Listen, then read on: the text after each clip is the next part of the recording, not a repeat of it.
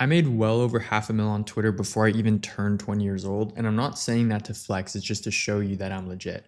I pretty much birthed an entire business using this one platform, and I combined it with YouTube, LinkedIn, and a couple other things.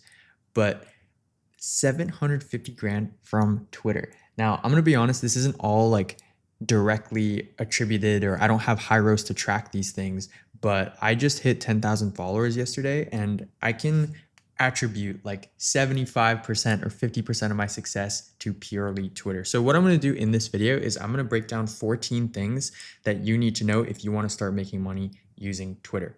Actually, it's going to be 15. I just thought of a 15th point, but let's get right into it. So by the way, I don't have any like Twitter agency or Twitter service to sell or something like that. Like I have a YouTube agency, but I use Twitter to fuel a lot of the growth for the agency. So this is going to be pure value. So first things first, you need to constantly be posting. It's a volume and consistency game. What I've learned more and more over time is that Twitter is transitioning into a platform that really values volume, right? So they really want you to consistently be posting, and a lot of posting. Whenever I tweet 2 times a day versus 5 times a day, there's a big difference in how many impressions I get. And it sounds very funny and basic and stupid, but it's true. If you post more, you will make more money because you're getting more impressions and more followers. And at the end of the day, eyeballs are money. We want to make sure we're going viral in the right niche, but I'll talk about that a bit later inside of this video. So the best posting cadence that I've currently found, which is like a nice balance between, okay, Twitter isn't taking up most of my day or a lot of mental bandwidth, but I'm still making a lot of money from it, is 5 tweets a day. And then on top of that, you want to just add as many replies as you can throughout the day. You want to try and do a minimum of 10 Twitter replies. I'll talk more about why Twitter replies are important a bit later on, but that's what I wanted to talk about for the first point. Now going into the second point, similar to other platforms, you need to see what other people are doing and then do it for your own niche. So let's say you see somebody go viral for a different tweet in a different niche, see how you can adapt it and bring it to your niche. So for example, if you have a Google Ads agency and you see someone with a Facebook ads agency go viral for making a thread on like the top 5 ad creatives that perform the best for his client, you can do the same exact thing, but for Google Ads.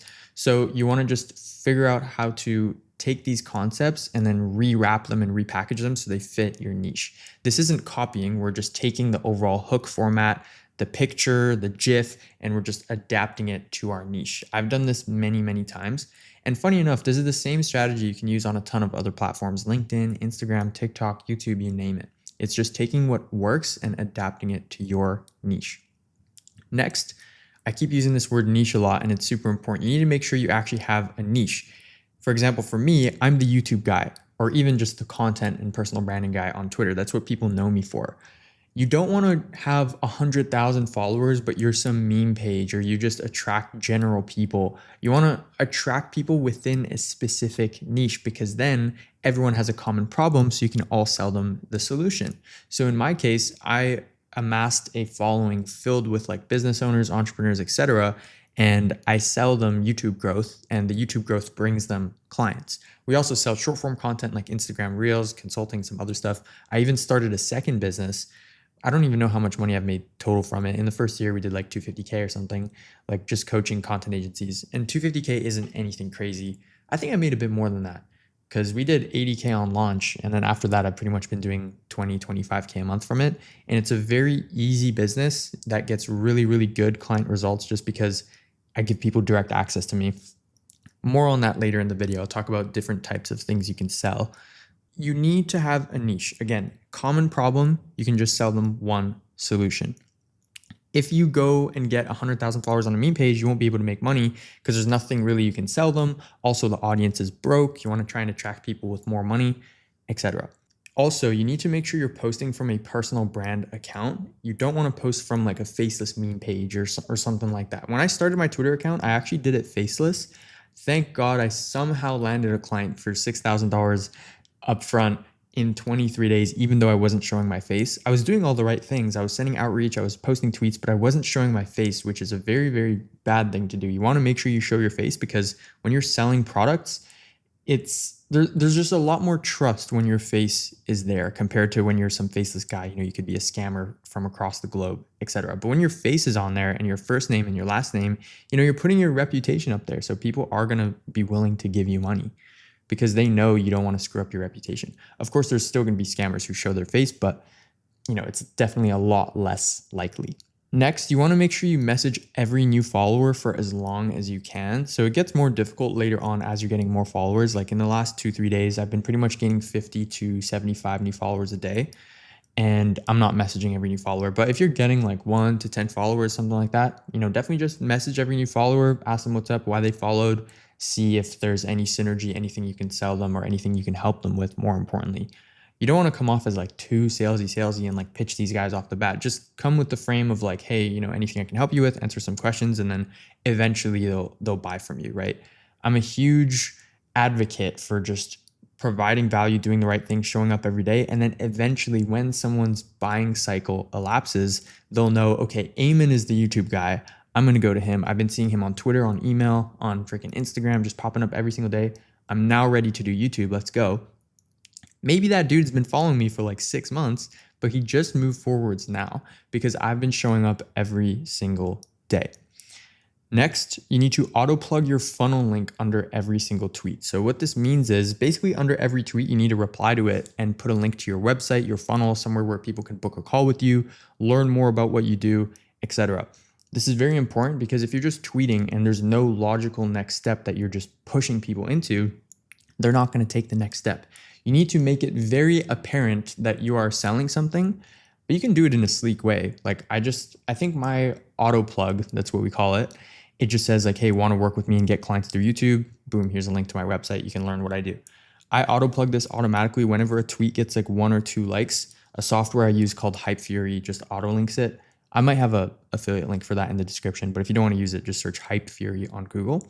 And I also use this platform to schedule my tweets. So that brings me to my 6th point, I think, if I'm keeping track. You need to use a tweet scheduling tool. So there's pretty much 2. There's Hype Fury and then there's Tweet Hunter. I prefer Hype Fury, and you can just auto plug your stuff. You can schedule 5 tweets a day on there. What I like to do is I set the schedule. So it's like, okay, there's one tweet at 8 a.m. and then one at 11 and then one at 1 and then one at 3 and then one at 5. Basically, I'll just put 5 slots. The time doesn't really matter. Just make sure it's during business hours in Eastern time or like daytime. Try not to tweet at like 3 a.m.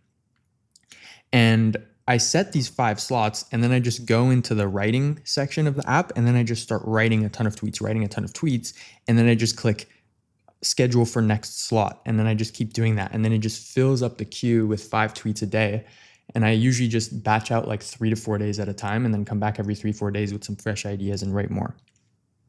Next, you need to hijack other people's following through Twitter replies in order to ignite your Twitter account.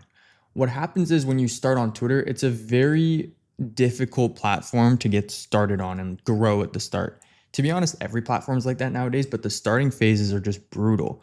You need to really post a lot and do a ton of Twitter replies and post a lot of value to even get that first 100 followers, etc. In my first 30 days on Twitter, I only gained 30 followers. It might have even been less than that, to be honest. That's just what I remember off the top of my head. And it sucked because I was doing all these Twitter replies, all these tweets, and like the most likes I had on a tweet was a Twitter reply that got 35 likes.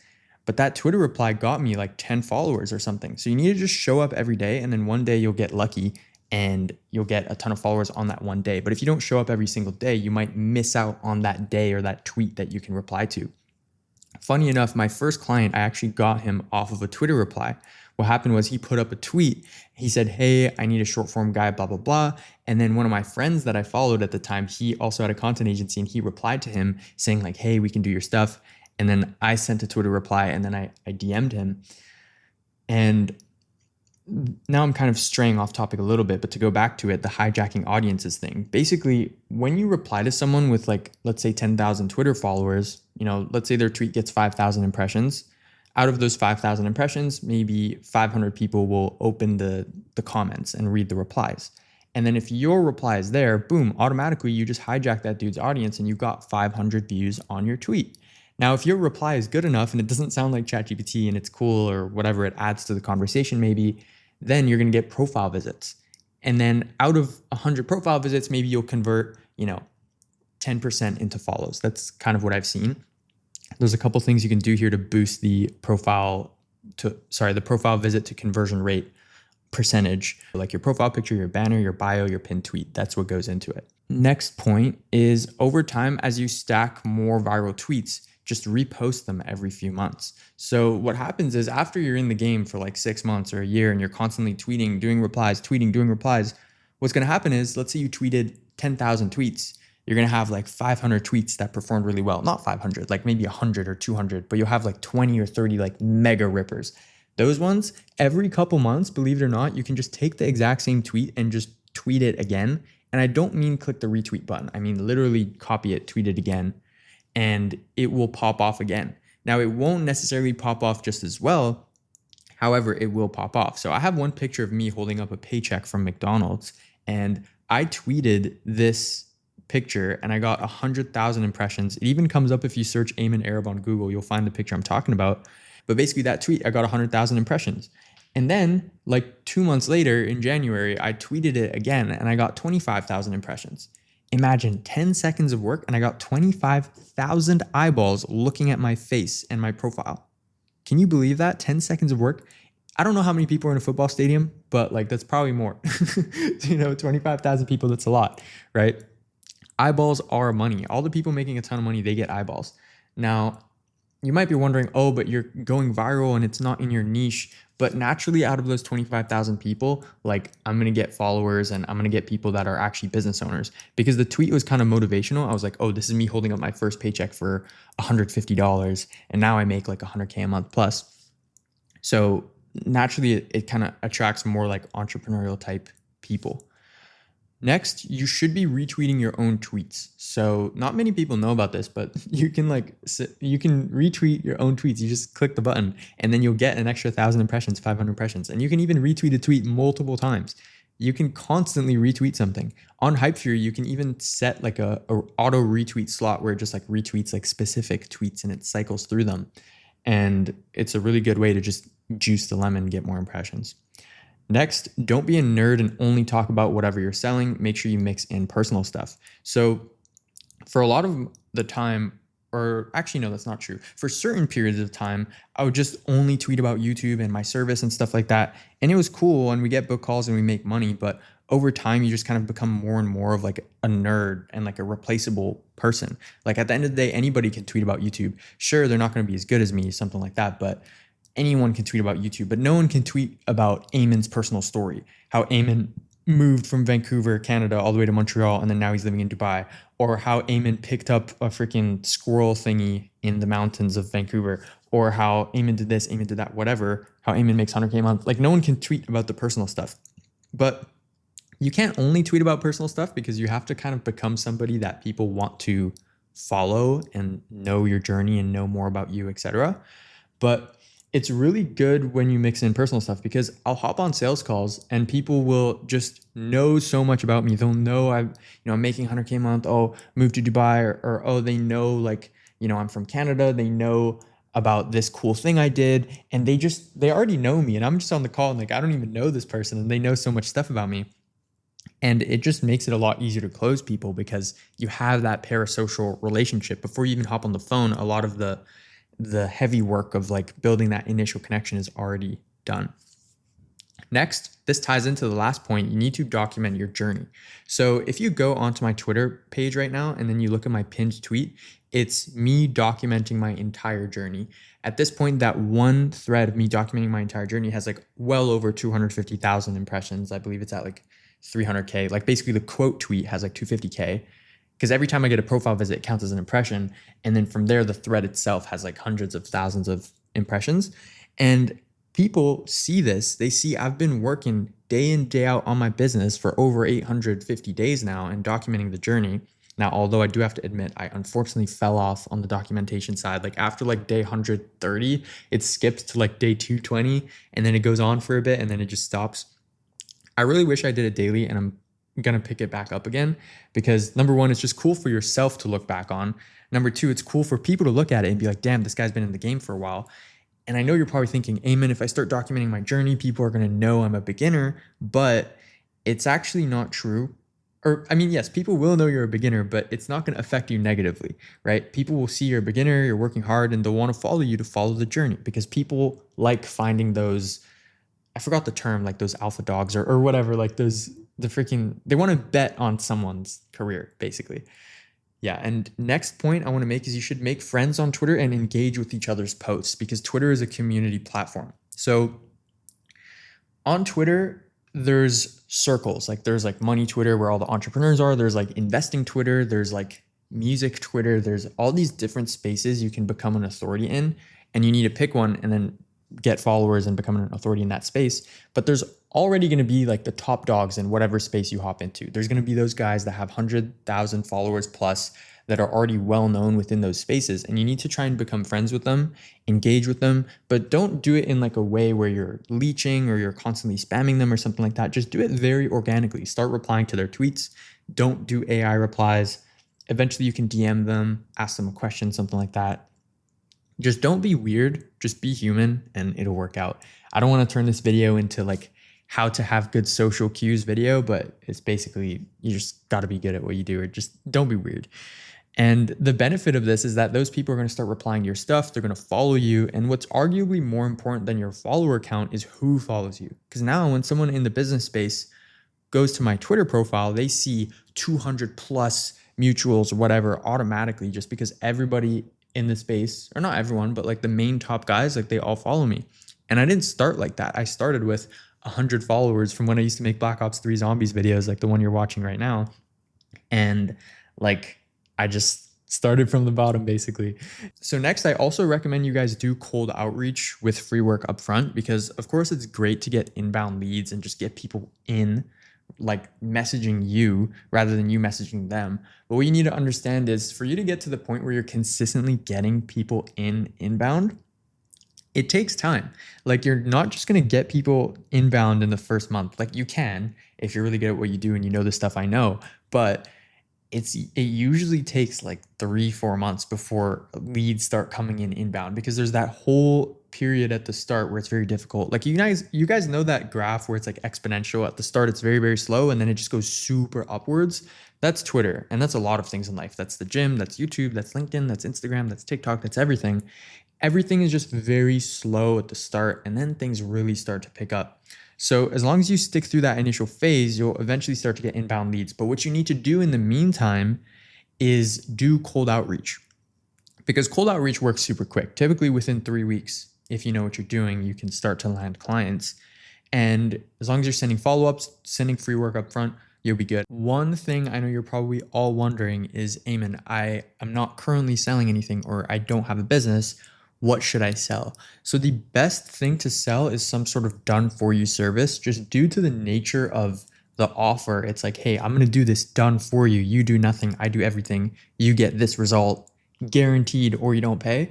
It's one of the easiest things to sell of all time.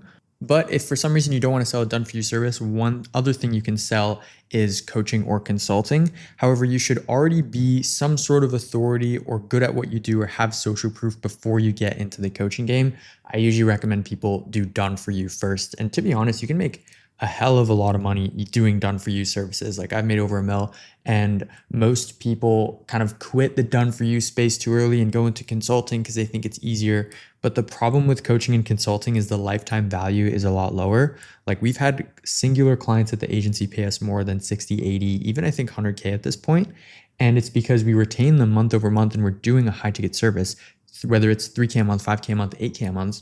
Over time, that really adds up. But with a coaching program, like, maybe you're selling it at a couple thousand, and then maybe you retain a couple people on a monthly thing, it's a lot harder to get fat lifetime value from coaching and consulting. So I usually tell people just sell something done for you. Now, there's a hell of a lot more stuff you can sell on top of done for you coaching. You can sell info products, which is just like $100 course thing. Like actually one of the first courses I bought was like a Twitter growth course. It was maybe like $100, and that's what got me into the game. So shout out to him. If you don't already have a business and you're looking for something to start, you can do a done for you service. I have a lot of other videos on my channel talking about how to start a content agency, so you can watch those. I have like a 40-minute free training you guys can watch. It's specifically for content agencies, but a lot of the teachings apply to any service, so you guys can watch that video. But that's pretty much all the main stuff I wanted to talk about in this video. If you guys have any questions, let me know. You can message me on Twitter, Instagram, whatever. Twitter is probably better. And yeah, let me know if you want more videos like this where I just got like I'm just playing Call of Duty right now and I'm just recording and I'm just dropping game. So let me know. Make sure to subscribe and I'll put a video up on screen you guys should watch next. Peace.